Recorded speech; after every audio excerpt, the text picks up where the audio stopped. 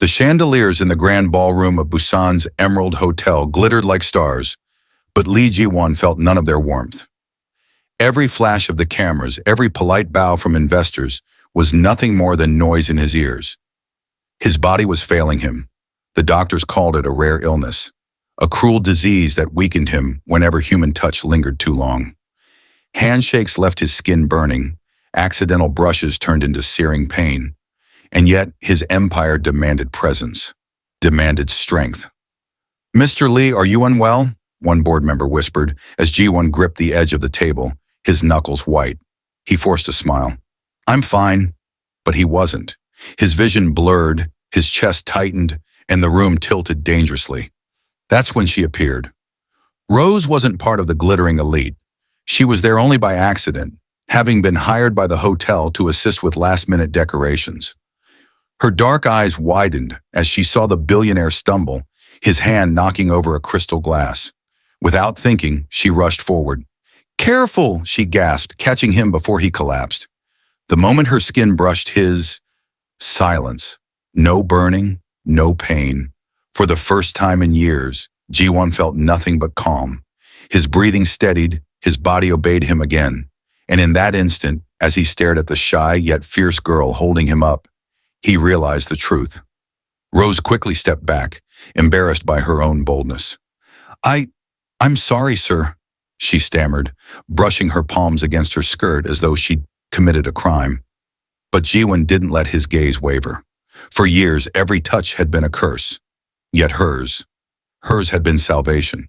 The crowd whispered around them, cameras snapping furiously as aides rushed to his side. His secretary leaned close. "Sir, should we call the doctor?" "No," Ji-won said sharply, his eyes still fixed on Rose. "I want her name." Rose froze, panic flashing in her eyes. She hadn't meant to draw attention. She was just a hotel worker, invisible among Busan's elite. But now the most powerful man in the city was staring at her as though she were the cure to his existence. Two guards approached. "Miss, please step aside." Ji-won raised a hand, stopping them. "No, bring her to my office tomorrow morning." His voice was firm, commanding, leaving no room for argument. Rose shook her head in disbelief. "I can't. I'm not who you think I am." But Ji-won's smile was faint, almost dangerous. "You're exactly who I think you are." Later that night, as Rose slipped back to her small apartment, her phone buzzed with an unknown number. A clipped voice spoke. "Report to Lee Corporation headquarters tomorrow at 9 a.m. The CEO personally requested you. Do not be late." Rose's hands trembled. She whispered into the silence, "What have I gotten myself into?" Rose stood before the towering glass building of Lee Corporation, her knees almost buckling under the weight of its shadow. She tugged nervously at her plain dress, feeling painfully out of place among the polished workers striding confidently through the marble lobby. "Name?" the receptionist asked without looking up. "R. Rose Daniels," she whispered. Immediately, the woman's eyes snapped up, recognition flashing before she pressed a button. "She's here." Two suited guards appeared, guiding Rose into a private elevator. Her heart pounded as the numbers climbed higher, each ding echoing like a countdown to something she couldn't escape. The elevator doors slid open to reveal Ji-won's office, vast, sleek, and cold. He stood near the window, back turned, staring out over the city skyline. When he finally turned, Rose's breath caught. His presence was overwhelming, power wrapped in elegance, yet shadowed by something fragile. "You came," Ji-won said softly, though his eyes were sharp. "I didn't have much of a choice," Rose replied, forcing herself to meet his gaze. He studied her, every flicker of her face before stepping closer.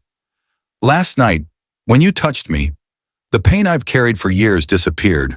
Do you understand what that means?" Rose shook her head. "It was nothing, just an accident." Ji-won's lips curved into a faint smile, though his eyes burned with intensity. "No, Rose, it was fate, and now I need you." The room fell silent, thick with tension. Rose whispered almost to herself, "Why me?" Rose's voice trembled as her question hung in the air. "Why me?" Ji-won's jaw tightened. He turned away, pouring himself a glass of water with hands that shook almost imperceptibly. For 10 years, he said, his voice low, my body has rejected any physical touch from women. Skin contact triggers violent allergic reactions, rashes, fever, even paralysis. Doctors called it psychosomatic. Others said it was incurable. Do you understand, Rose? I've lived without love, without touch, without warmth. Rose's throat tightened. She wanted to speak, but the weight of his words pressed her into silence. Jiwan turned suddenly, his eyes fierce. But last night, you touched me, and for the first time in a decade, nothing happened. No pain, no weakness, just silence in my veins. Rose stepped back instinctively. That doesn't make sense. I'm a nobody. I can't fix something doctors couldn't. You already did, Jiwan replied, closing the distance between them. His gaze held hers, searching, demanding. Your touch is the cure I've been waiting for. Without it, my body will collapse sooner than they think. With you, I have a chance. Rose's chest pounded.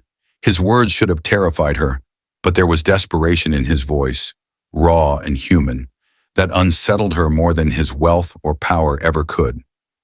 But why me? She whispered again. That, he said quietly, is the question I'm willing to risk everything to answer. The glass doors of Jiwon's company tower slid open with a hush as Rose followed him inside. Her steps were hesitant, her presence attracting stares from the polished employees who lined the lobby. Whispers rippled through the air like wildfire. Who is she? She's not Korean. Why is she with the CEO? Rose lowered her gaze, wishing she could disappear. But Jiwon walked with the authority of a king, his hand brushing against her arm protectively, daring anyone to question him aloud. At the top floor, as the elevator doors opened, a tall woman stood waiting. Her red dress clung to her like a warning, and her painted smile was anything but kind. Jiwon, she purred, stepping forward. You didn't tell me you'd be bringing company. Her eyes flicked to Rose with thinly veiled disdain. How bold of you. Rose shifted uncomfortably, but Jiwon's expression was sharp. Minji, this is Rose. She's with me. Minji's laugh was soft, mocking. With you? Don't be ridiculous. Do you know how much damage this will do if the press finds out? A woman like her? That's enough, Jiwon cut in, his voice like steel. Rose's cheeks burned, humiliation twisting in her chest. She wanted to speak, to defend herself, but Minji leaned close, her words venomous and meant only for Rose's ears. You don't belong here. You'll ruin him, and when you do, I'll be the one picking up the pieces. Rose froze. For the first time, she realized being near Jiwon wasn't just dangerous. It was war. Rose stormed out of the elevator, her heart pounding louder than her footsteps. The sting of Minji's words clung to her like poison. She had always known she was different here. The only black girl in a world that stared too hard and whispered too loudly. But hearing it spoken so cruelly cut deeper than she expected. I shouldn't be here, Rose muttered under her breath, clutching her bag tighter. I'll only make things worse for him. Behind her, Jiwon's voice echoed down the corridor. Rose! Wait! She didn't stop. Her legs carried her toward the glass exit, each step fueled by humiliation and fear. But as her hand pushed against the door, a wave of dizziness crashed over her. The air thickened, her vision blurred, and her knees buckled. Strong arms caught her before she hit the ground. Jiwon's scent, sharp and clean, flooded her senses. Rose! His voice was tight with panic. Her skin tingled under his touch, electricity sparking in a way that neither could deny. Jiwon's own breath hitched, his body trembling. The curse that plagued him, the illness that weakened him near every woman, didn't ignite with her. Instead, he felt stronger and clearer. His grip on her tightened. Don't you see? You're not ruining me. You're saving me. Rose's lips parted, but no words came. His gaze locked with hers, fierce and unyielding.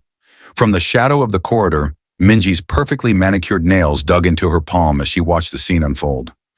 Jiwon, the untouchable CEO, the man who couldn't bear the touch of any woman, was holding her, a girl who didn't even belong here. Her lips curled into a venomous smile. So that's her secret. That's why he protects her. Rose, still trembling in Jiwon's arms, tried to pull away, but he refused to let her go. You don't understand, he whispered, his voice raw. When I'm near you, the illness doesn't come. My body feels whole. Rose shook her head, her eyes wide. That's impossible. Don't say it, Jiwon cut her off, his hand tightening around hers. You're not just anything. You're the reason I can breathe again. Every word sent Minji's rage boiling hotter. She had spent years clawing her way into Jiwon's orbit, lavish gifts, carefully planned dinners, even her family's business deals, all to win his attention. And now, this girl had it without even trying. Her phone buzzed in her clutch. She glanced down, a wicked thought forming as she typed quickly. Father will want to hear about this. Jiwon finally released Rose, brushing his thumb gently across her cheek. Rose's heart raced, torn between disbelief and something far more dangerous. But she didn't know Minji's eyes were still on them, sharp as a dagger, and Minji had no intention of letting Rose keep what she had just stolen.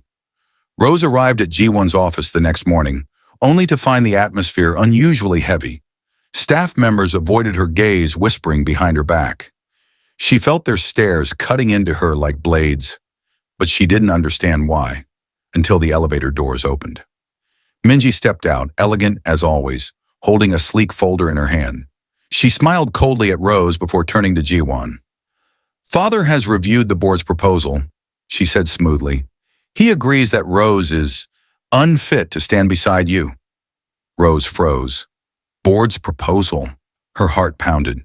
Jiwon's eyes darkened. This is none of your father's business, Minji. Oh, but it is, she purred. She held up the folder and flipped it open. Inside were doctored photos of Rose, edited to make her look scandalous. These have already been sent to the press. Imagine the chaos once they're published, gasps echoed around the office. Rose's knees nearly gave way. That's not me, she whispered, voice trembling. Jiwon slammed the folder shut and shoved it back at Minji. Enough of this, he roared. You think lies can tear us apart? You underestimate me. Minji's smirk didn't falter. You'll see, Jiwon. The board won't risk your reputation for a girl like her. By tonight, Rose will be gone. Rose's hands shook. She looked at Jiwon. He was furious, but beneath the rage, she saw fear, because Minji wasn't bluffing. That night, Rose sat alone in her tiny apartment, suitcase open on the bed. The scandal Minji unleashed had spread like wildfire. Blogs, tabloids, and even TV channels carried the fake story. Her phone buzzed non-stop with cruel messages. She buried her face in her hands. Why did I ever think I belonged in his world? A knock shattered the silence. She hesitated, then opened the door. Jiwon stood there, hair disheveled, eyes burning with desperation. Why are you packing? His voice was raw. Tears slipped down Rose's cheeks. Look at me, Jiwon. I'm ruining you, your company, your future. Minji was right. I don't belong. He stepped inside, slamming the door shut. Don't you dare say that. You're the only thing that makes sense in my life. But the board? To hell with the board, he shouted, gripping her shoulders. His voice cracked, softer now. Do you think I care about their approval? I'd rather lose everything than lose you. Rose's breath caught. The sincerity in his eyes melted every wall she'd built. Still, fear gnawed at her. What if they destroy us? Jiwon reached into his coat pocket and pulled out a folded document. He pressed it into her trembling hands. This is my resignation letter.